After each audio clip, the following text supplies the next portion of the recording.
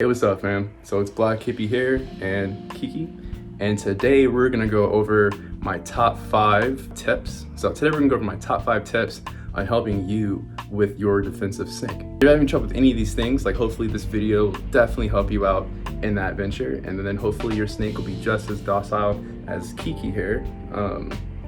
Yeah, and then so also we're gonna be feeding some snakes. Tap in.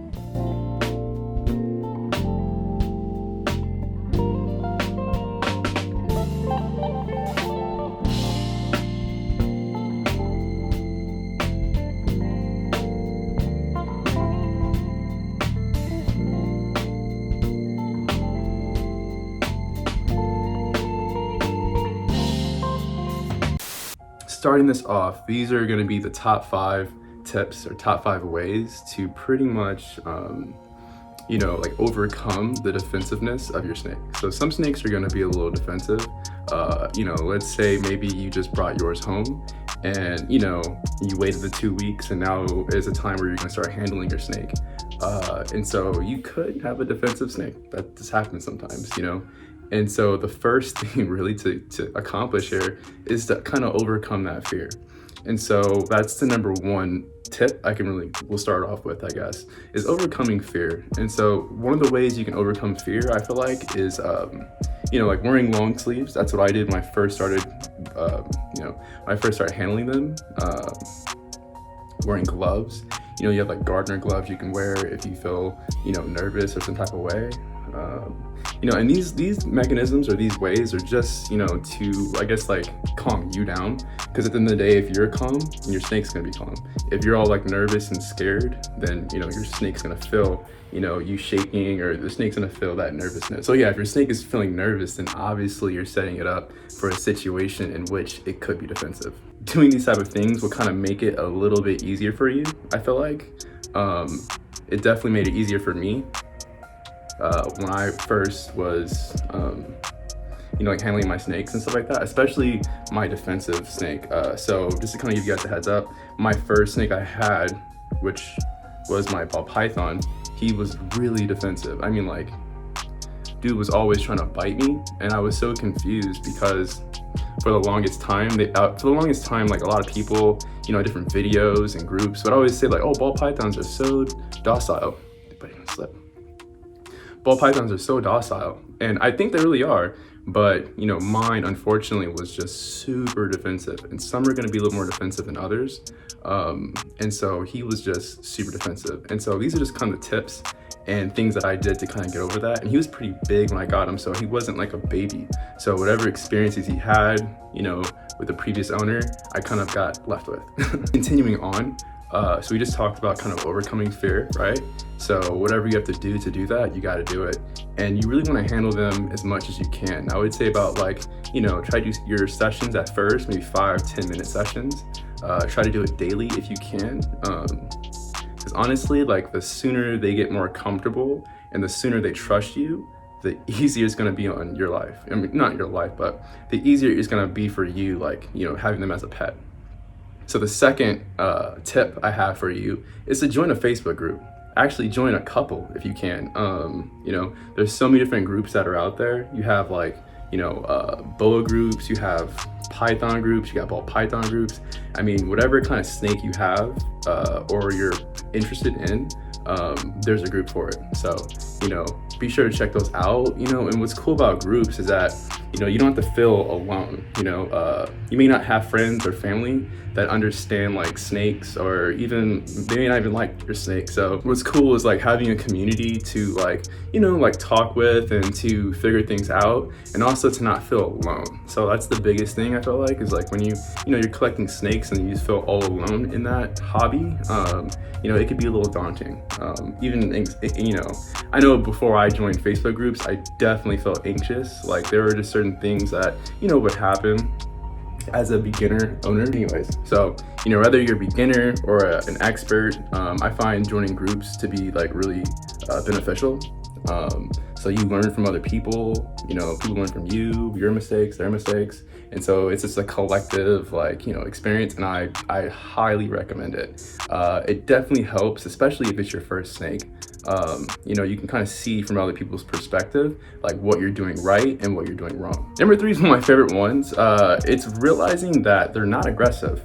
So as soon as you realize that, yo, my snake isn't aggressive, it's just defensive, then it'll be a lot easier for you to tackle the problem. If you're thinking, oh man, my snake is just aggressive and it wants to hurt me, if you're looking at it from that perspective or from that lens, I mean, then it's gonna be really hard for you to want to interact with your snake, because you think it wants to hurt you, but it doesn't. You know, it's only doing that as a means because it feels threatened. So if your snake is hissing, if your snake is biting in that type of way, a defensive bite, you know, more than likely it's just stressed out and it's feeling threatened. So when you look at it from that perspective, you want to de-stress them and to not make them feel threatened. And as long as you do that, you will have a docile pet. Honestly, you really will. So, okay, so number 3 leads us into the 4th one, which is de-stressing. So I find that, like, when your snake is stressed out, it might bite, you know, more than likely. Sometimes they won't. Sometimes they'll just like hiss and then they'll kind of just get over it. Sometimes they could bite. It just depends, you know.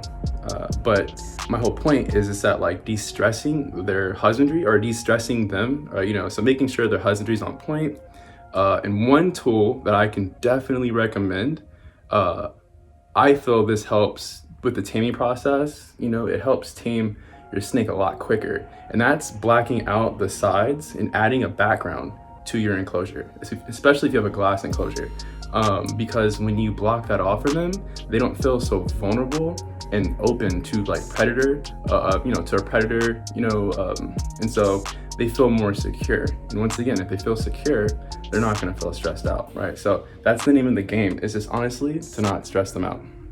So you want to, you know, docile pet snake like this, all you got to do is keep them de-stressed, honestly. Keep them stressed, keep them happy, content. And what I mean by happy and content is just making sure their husbandry's on point. If their husbandry's off, right, you know, that could lead to, you know, once again, that could lead to them stressed out, and they could bite. They could do a whole host of things, you know? So the best thing to do is just to not stress them out. And the last tip I have for you guys is number 5. And number 5 is to be the warm tree. And what that is, it's kind of like what I'm doing right now. I'm not, like, stretching her out. I'm not, you know, bending her or trying to, like, you know, see how long she is. I'm just letting her do her thing. And that's essentially what I mean by being the warm tree. You know, kind of being her little gymnasium where she gets to, like, climb, crawl all over, you know, but at the same time, I'm in control, you know what I'm saying? If they feel like they're gonna fall, usually they will clinch up, you know, and so that could scare you, I feel like. And so, yeah. And also, you know, you kind of learn to read your snake, you know, just because, like, a snake, or especially a boa, for example, when they put their head in that little S little shape, that doesn't necessarily mean that they're going to strike. That's just kind of like a pose that, kind of a normal pose that they kind of do, to be quite honest with you. So yeah, don't be nervous. So some keys on being like the warm tree, or some help or some tools with being the warm tree. What I like to do is do an activity. So I'll handle my snakes and I'll kind of sit down, you know, in a relaxing situation and just, like, watch a movie or watch a TV show or even a documentary. 60 Days In has been something I've been watching recently. Crazy show. But yeah, anyway, so, you know, I'll watch a show and I'll just kind of handle my snakes, and, you know, it relaxes me, and then they're super calm because I'm calm. And so the environment's calm, they're gonna be calm too. So that is the final tip I have for you guys. I hope these tips help and work out for you. If they did, please in the comments let me know, or let me know what tip is your favorite tip. Which tip are you the most excited to use? You know, let me know. In conclusion, you got this. Don't be afraid. You know, there's plenty of help out there for you guys. And once again, you got it. Like, I used to be super nervous. I'm not even gonna lie, I really was. But you get over that. And once you get over it, it's super rewarding. And so I told you guys before, like, my first snake who was really defensive. The reason why I'm not handling him today is because I'm gonna feed him today. So that's the next thing we're gonna do. We're actually gonna feed Bowie, we're gonna feed Bubba, and then we're also gonna feed my Brazilian Rainbow Boa Skittles up here as well.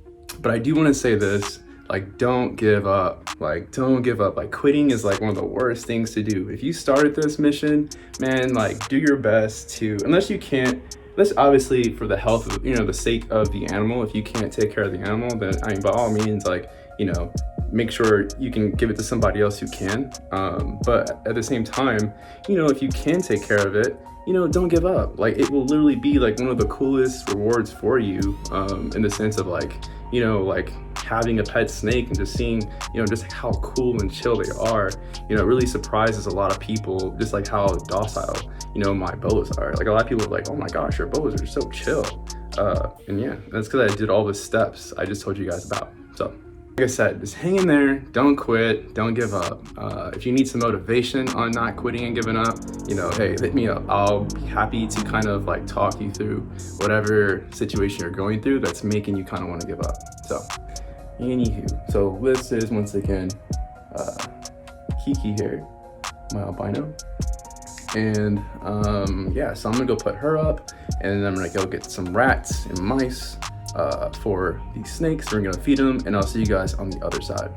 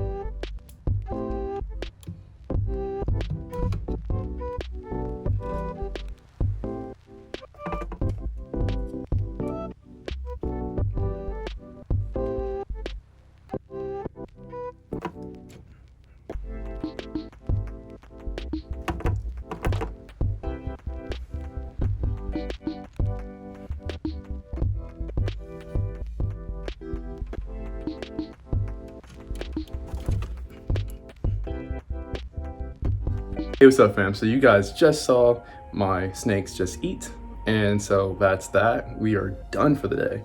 But until next time, thanks for watching again. If you haven't already, make sure you subscribe, like, comment, keep the conversations going. Let me know what you want to see. If there's something particular you want to see, or a snake you want to see, or even a topic you want me to cover, I'd be glad to do it. Just put it in the comments below and let me know.